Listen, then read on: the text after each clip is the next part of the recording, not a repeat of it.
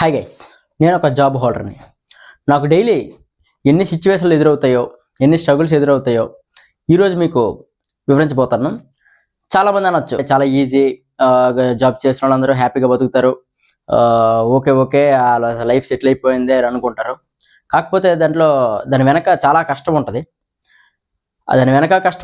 చేస్తున్నప్పుడు కష్టమే ఉంటుంది. ఈరోజు డైలీ నా లైఫ్లో డైలీ జరిగే సన్నివేశాలన్నీ నేను చెప్తాను మీకు. మార్నింగ్ లేవగానే మన ఫోన్ చూడగానే అక్కడే నెగిటివ్. ఫస్ట్ మేనేజర్ నుండి ఫోన్లో ఒక 10 మిస్డ్ కాళ్ళు ఉంటాయి. ఆఫీస్ 9 గంటలకి, కానీ 6 నుండి మిస్డ్ కాళ్ళు ఉంటాయి. ఎప్పుడు వస్తాయి, ఎంతకు వస్తాయి? ఓకే, రెడీ అయిపోయాం, కరెక్ట్గా 8:30కి ఆ టైంకి మనం ఆఫీస్కి వెళ్ళిపోతాం. అక్కడేమైనా పోనీ మనకి మనశ్శాంతి దొరుకుతుందా అంటే మరి వర్కులు మామూలుగా ఉండవు. నేను చేసే వర్క్కి నాకు ఇచ్చే శాలరీకి అసలు సంబంధమే ఉండదు. ఒక నిమిషం, phone. Manager sir, Lokesh work అయిందా? నేను చేస్తాను కదా సార్ వర్క్. నిన్నటిది కాదయ్యా, ఈరోజుదా? ఈరోజుది కాదు, ఈరోజు చేస్తాను కదా సార్. రేపటిది. రేపటిది కూడా ఇచ్చేసేయాలా? ఓహో సరే సార్. ఆఫీస్ అంటే టైం అయిపోయిందని ఇంటికి బయలుదేరాను. రా పని ఉంది, ఎక్కడికి వెళ్ళడానికి లేదు కానీ వస్తాను సార్. మళ్ళీ ఆఫీస్కి రావాలా? నైటా? Okay sir. మనశ్శాంతి లేదు అస్సలు. పోనీ ఏమైనా మనకు శాలరీ ఏదైనా ఎక్కబడి చేద్దా అంటే 15,000 ఇస్తారు. బైక్ పెట్రోల్కి అయిపోద్ది, తింటాంగా ఏదో కొంత దానికి అయిపోద్ది. పోనీ ఇంటికి ఏదైనా ఇద్దామంటే 5,000 కూడా మిగలదు.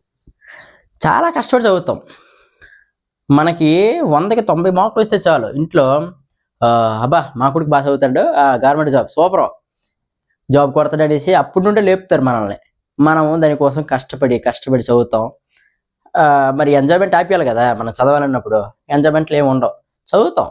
చదివి జాబ్ కొడతాం. జాబ్ కొట్టినప్పుడు ఇలా జాబ్కి సెలెక్ట్ అయ్యాడరా వీడు అని అన్నప్పుడు చాలా హ్యాపీగా ఉంటుంది. జాబ్ ముందు ఎలాగో మనం స్ట్రగుల్స్ పడతాం, చదివినప్పుడు స్ట్రగుల్స్ పడతాం, ఓకే. జాబ్ తరువాత ఉంటుంది అసలైన ప్రెజర్.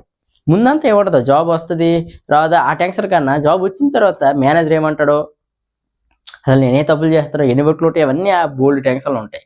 ఇంటికి అసలు ఎప్పుడు వెళ్తామో తెలియదు, ఎప్పుడు వస్తామో తెలియదు, అంత ప్రెజర్ ఫేస్ చేయాల్సి వస్తుంది.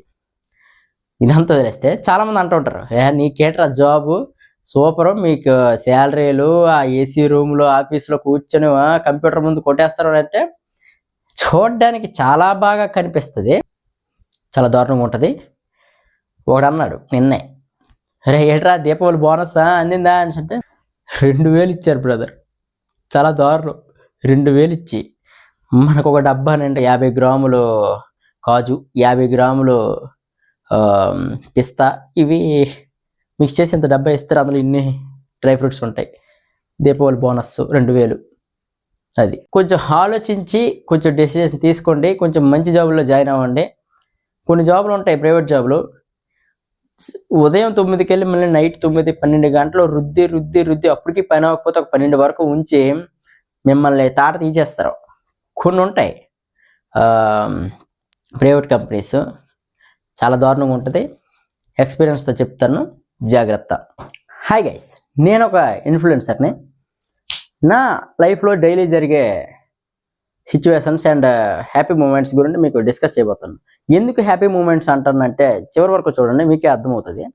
నేను మీలాగా జాబ్ హోల్డర్ని కాదు బ్రో. మనం 9కి వెళ్ళి ఎప్పుడు వస్తామో ఎప్పుడు రామో తెలియదు, శాలరీ ఎంత ఇస్తారనేది కూడా తెలియదు. కాకపోతే నాకు అలా కాదు.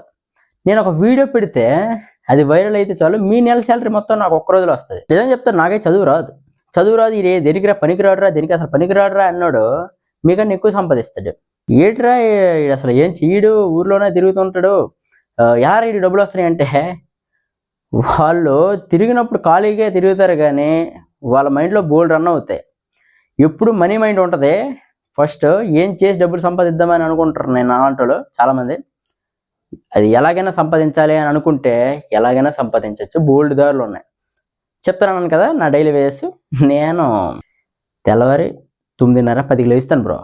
లేచి కామ్గా, ఆ రోజుకి పనులు ఏవి లేకపోతే, ఏ పెద్ద పనులు ఉండవు, అది కన్ఫామ్గా తెలుసు నాకు. ఎందుకంటే నాకు ఎవరు పనులు చెప్తారు, హ్యాపీగా లేవడం, తినటం, బ్రష్ చేసి ఆలోచిస్తా ఏ స్క్రిప్ట్ మనం సెలెక్ట్ చేసుకుంటున్నాం నా వీడియో కోసం.